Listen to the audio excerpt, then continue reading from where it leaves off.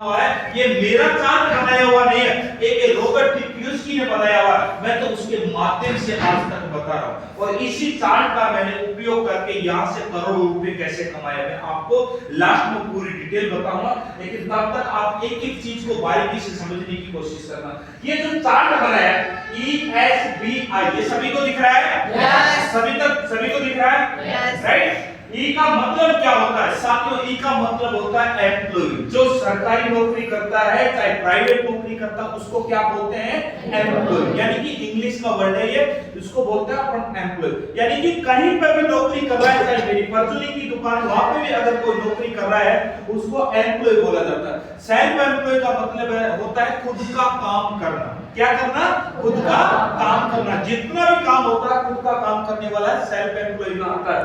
B का मतलब होता है बिजनेसमैन, जिसके नीचे हजारों लोगों की टीम काम करती हो उसे क्या कहते हैं? बिजनेसमैन कहते हैं। इन्वेस्टर का मतलब क्या होता है? बड़ी बड़ी फाइनेंस कंपनियों के मालिक ले लो, बड़े बड़े बैंक ले लो, इनको इन्वेस्टर कहते हैं। अगर देखा जाए तो मैं अगर शुद्ध भाषा में अपनी बोलूं तो चारों इस धरती पे जितने भी काम करने वाले हैं इस चार्ट में पटक दिए गए हैं। चाहे नौकरी करने वाला हो, चाहे बिजनेसमैन करने वाला हो, चाहे कोई भी हो, सारे के सारे इस डिब्बे में पैक हो चुके हैं और अपना अपना काम कर रहे हैं और पैसे कमा रहे हैं। किसी पर्सन ने मेरे को ये बोला था कि सर दारू वाला कौन सी कैटेगरी में आता है? मैंने उसको बोला अगर उसका खुद का ठेका है, जो दारू बनाता है और बेचता है तो वो कौन सी कैटेगरी में आ गया? सेल्फ एम्प्लॉय में। अगर कोई ठेके पे काम कर रहा तो वो किस में आ गया? एम्प्लॉय की कैटेगरी में। तो उसका भी समाधान हो गया। आप पूछ लेना कि भैंस वाला किस कैटेगरी में आता है? ए से लेके जेड तक जितना काम करते हैं वो सारे के सारे इस कैटेगरी में आते हैं, काम करते हैं और पैसा कमाते हैं। कौन कितना पैसा कमाता है तो आज अपने आप को चेक भी कर लेना कि ये बात सही है और गलत है। अगर गलत हो तो खड़े होकर बोलना सर ये बिल्कुल गलत है, मैं भी इस काम को आज ही छोड़ दूंगा। तो दोस्तों आइए अपन बात करते हैं इन दोनों की जनसंख्या दो कैटेगरी में इनको डिवाइड किया गया। एक इनकम को बोलते हैं एक्टिव इनकम और एक इनकम को बोलते हैं पैसिव इनकम। यानी कि दो तरह से इस धरती पर पैसा आ रहा है, एक पैसा आ रहा एक्टिव और एक पैसा आ रहा पैसिव। यानी कि अगर बात करें दोनों की, इन दोनों की जनसंख्या 95% है। इन दोनों की जनसंख्या 95% है और इन दोनों की जनसंख्या ओनली 5% है। अगर यूं कहें अपनी भाषा में ये लोग ज्यादा है ये लोग कम है। जैसे कि मैं फिर इसको एग्जांपल के माध्यम से समझाता हूं। मैं आपसे पूछना चाहता हूं आपकी गली में सरकारी नौकरी वाला प्राइवेट नौकरी वाला मिलेगा या नहीं मिलेगा? 101% मिलेगा। सही है या गलत है? आपके कस्बे में खुद का काम करने वाला, दुकान खोलने वाला जो भी है यहाँ पे मिलेगा या नहीं मिलेगा?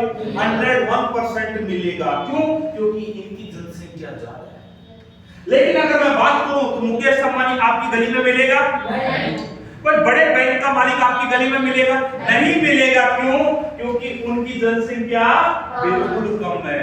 लेकिन उल्टा हो जाता जब पैसों की बारी आती है। यहाँ पे 95 लोग हैं या 95% लोग हैं, लेकिन पैसा इनके पास में 5% है और इनके पास में 95% है।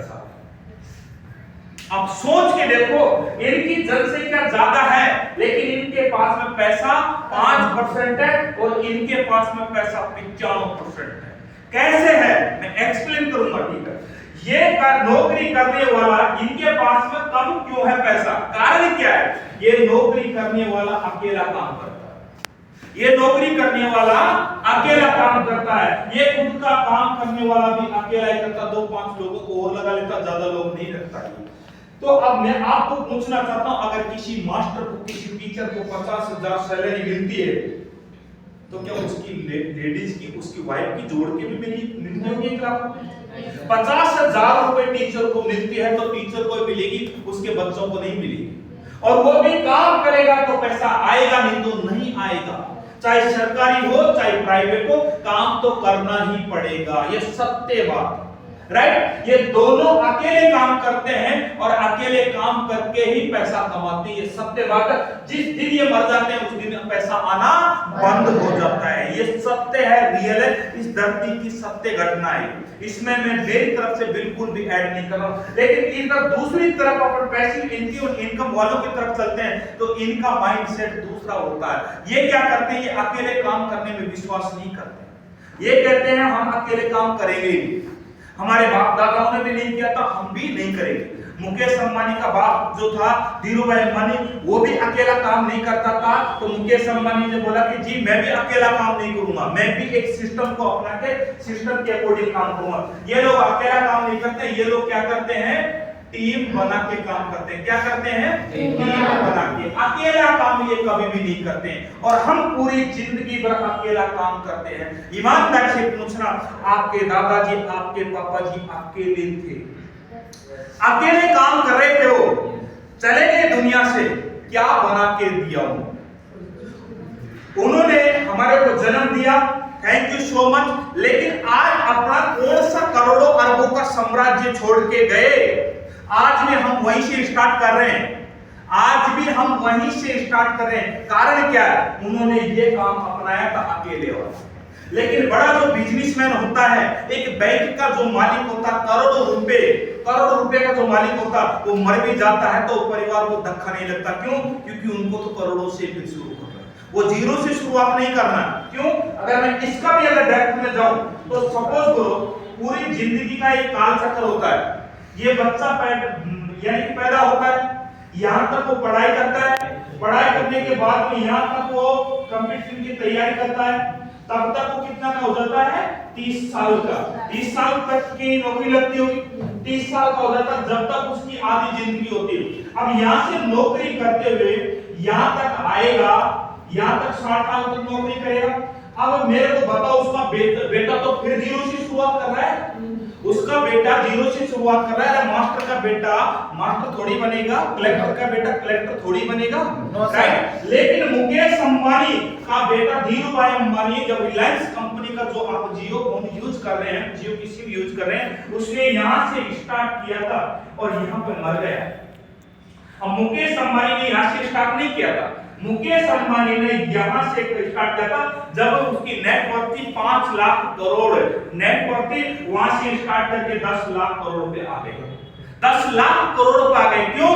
क्योंकि उनको समझ गए कि अकेला काम करेंगे तो जिंदगी में कुछ बड़ा नहीं कर सकते हैं। तो साथियों, ये चार्ट आपको समझ में आ गए नए लोगों को, राइट। तो ये बड़े बड़े लोग क्या करते हैं, टीम बना के काम करते हैं, अकेले काम नहीं करते हैं। इनको पता है कि अकेले काम नहीं करना है। और यही कंसेप्ट मेरे को भी समझ में आ गया था कि वास्तव में जहां पर मैं काम कर रहा हूं, मैं बताना चाहता हूं, मैं बैंक में एक बहुत बड़ी पोस्ट होती है उस पर मैं काम कर रहा था। मेरे को 60, 70, 80 हजार रुपए, कभी कभी लाख रुपए तक भी मैं कमा लेता था। लेकिन मेरे को जब 60 मिला था, समझ में आ गया कि भैया ये नौकरी कर रहा हूं और मैं अकेला कर रहा हूं, ये नौकरी कर रहा हूं, अकेला कर रहा हूं, बूंदी में कर रहा हूं, तो मेरे को ये 60, 70 हजार रुपए मिलते, रात और दिन भगता हूं तब जाके मिलता। मेरे को उस दिन समझाया गया तो मैंने एक ही चीज बोला कि सर आज के बाद मैं अकेला काम नहीं करूंगा, मैं भी टीम ही बनाऊंगा। लेकिन साला नॉर्मल इंसान के सामने समस्या अनेक आती है। क्यों? पैसा नहीं होता टीम बनाने की। कारण क्या होता है, इनके पास में तो पैसा होता है जनाब, तो ये तो टीम बना लेते हैं, लेकिन अपने पास में पैसा नहीं होता। मैं आपसे बात करना चाहता हूं, जैसे यार इसके पास में पैसा था, आज आप ही के बूंदी का एक एग्जांपल लेता हूं, बहुत बड़ा एग्जांपल है। अदानी फैक्ट्री को कितने लोग जानते हैं, कितने लोग जानते हैं? अदानी जो रेलवे स्टेशन की तरफ वो तेल की फैक्ट्री है, कितने लोग जानते हैं? आप लोग नहीं जानते? अरे बाप रे बाप, मैं जयपुर का आदमी पूरी बूंदी की फैक्ट्री कहां पे है, यहाँ पे नहीं जानती। रेलवे स्टेशन की तरफ का आप नहीं जानते हो, बहुत बड़ी फैक्ट्री है।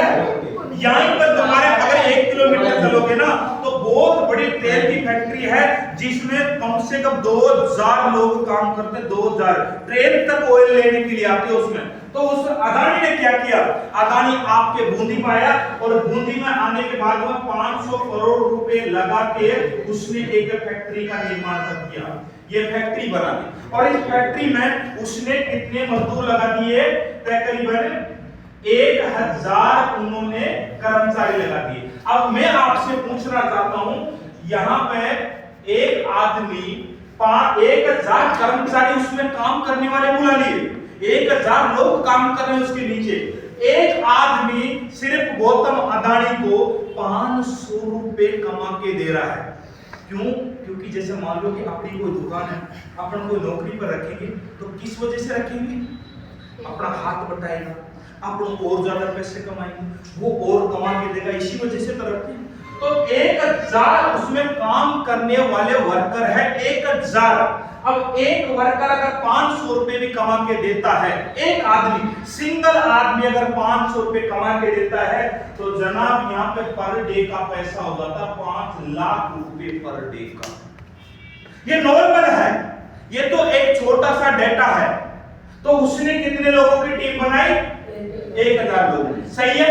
yes. उसके पास में तो क्या था? पैसा था, इस वजह से उसने टीम बना ली।